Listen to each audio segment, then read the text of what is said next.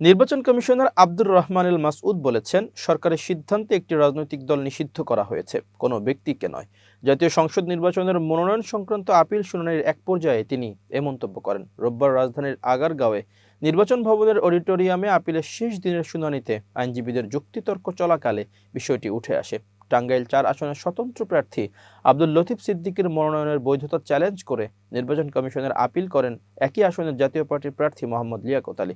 শুনানিতে লিয়াকত আলীর আইনজীবী দাবি করেন, নিষিদ্ধ রাজনৈতিক দলের সঙ্গে সংশ্লিষ্ট থাকার কারণে আব্দুল লতিফ সিদ্দিকীর জাতীয় সংসদ নির্বাচনে অংশগ্রহণের যোগ্য নন। এ সময় যুক্তির জবাবে নির্বাচন কমিশনার মাসউদ স্পষ্ট করে বলেন, সরকার কোনো ব্যক্তিকে নয় বরং একটি রাজনৈতিক দলকে নিষিদ্ধ করেছে। সব পক্ষের বক্তব্য শোনার পর নির্বাচন কমিশন আব্দুল লতিফ সিদ্দিকীর মনোনয়নপত্র বৈধ ঘোষণা করে তা বহাল রাখার সিদ্ধান্ত নেয়।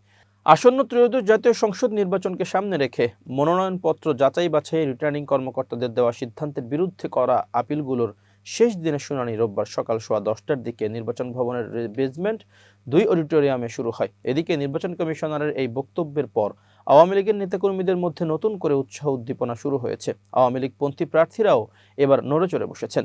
তারা প্রত্যাশা করছেন, আব্দুল লতিফ সিদ্দিকীর মতো আওয়ামী লীগের আরও অনেকে প্রার্থী হয়ে বিজয়ী হয়ে আসবে। বিশ্লেষকরা বলছেন, নির্বাচন কমিশনের একটি অংশ আওয়ামী লীগকে পুনর্বাসনের কাজ করছে। সেই লক্ষ্যেই এখন নতুন বয়ান হাজির করেছে কমিশন।